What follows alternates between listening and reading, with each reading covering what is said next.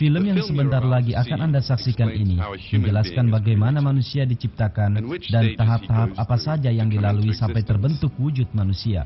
Film ini adalah tentang diri Anda.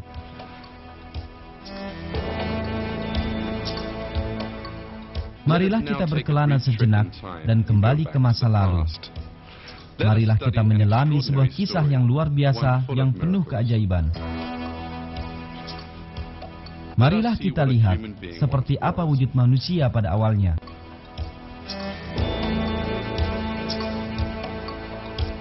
Sel tunggal dalam rahim sang ibu. Sebuah wujud lemah yang membutuhkan perlindungan. Lebih kecil daripada sebutir garam. Anda juga pertama kalinya terdiri dari satu sel ini.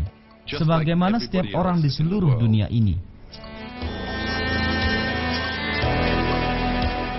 Kemudian sel ini membelah. Ada 2 sel sekarang.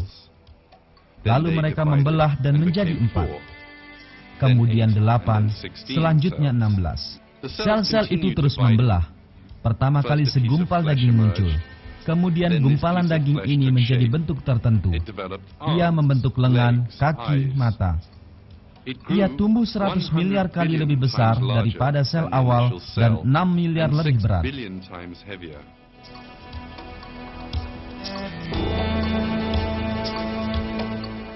Allah memperlihatkan serangkaian keajaiban dan menciptakan manusia yang sedang Anda saksikan dalam film ini yang pada awalnya hanyalah setetes air. Dan Dia menyatakan kepada manusia bagaimana Dia menciptakannya dalam Al-Quran, sebagaimana ayat berikut.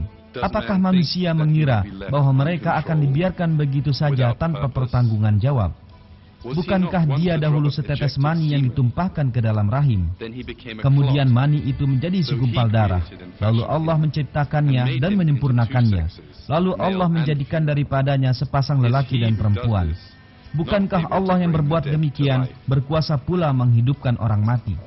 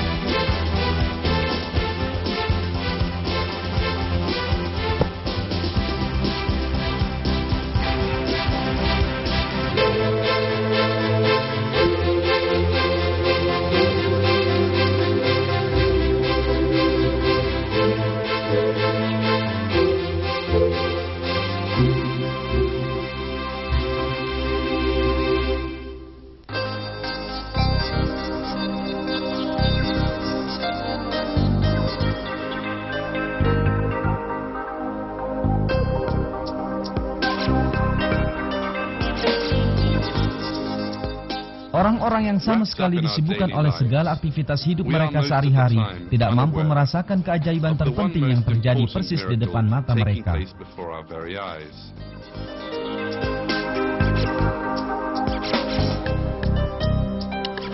Keajaiban ini adalah keajaiban penciptaan dalam diri manusia.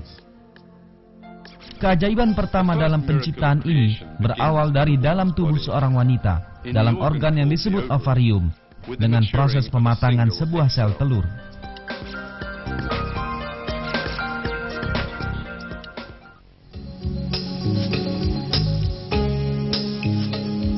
Terpampang sebuah perjalanan panjang di hadapan telur yang sedang mengalami pematangan ini. Ia pertama-tama akan memasuki organ yang disebut tuba fallopi, lalu berjalan melaluinya dengan menempuh jarak yang jauh hingga akhirnya sampai ke rahim sang ibu. Sesaat sebelum telur yang matang dilepaskan dari ovarium, tuba fallopi telah siap untuk menangkapnya.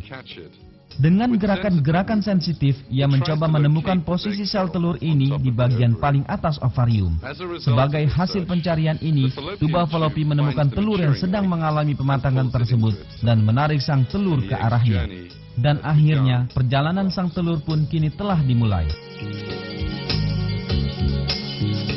Sang telur diharuskan melakukan perjalanan sejauh keseluruhan panjang tuba Fallopi. Tetapi ia tidak memiliki organ yang membantunya untuk melakukan tugas ini seperti sirip atau kaki. Untuk itulah, suatu sistem khusus telah diciptakan untuk perjalanan telur ini.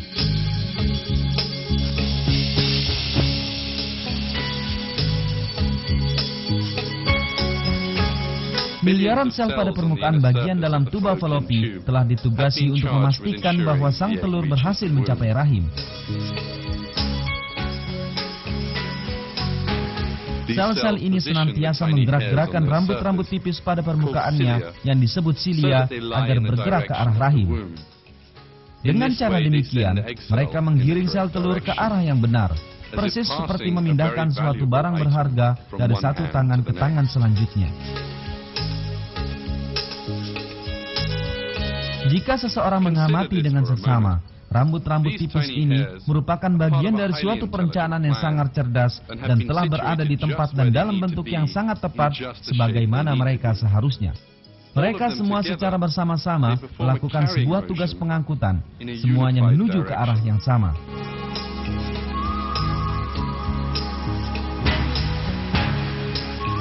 Jika salah satu bagian dari sel-sel tersebut tidak melaksanakan fungsinya, atau jika mereka melakukan tugas pengangkutan ini dengan arah yang berlainan, telur tersebut tidak akan mencapai tujuannya, dan kelahiran bayi tidak akan terjadi.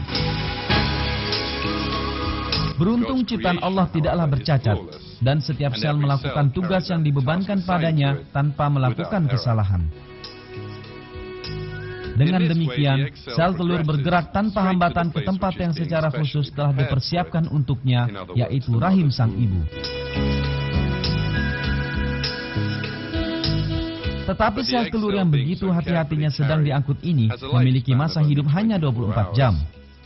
Jika ia tidak dibuahi dalam selang waktu tersebut, ia akan mati. Ia memerlukan suatu material penting agar dapat dibuahi. Sperma yang akan datang dari tubuh laki-laki.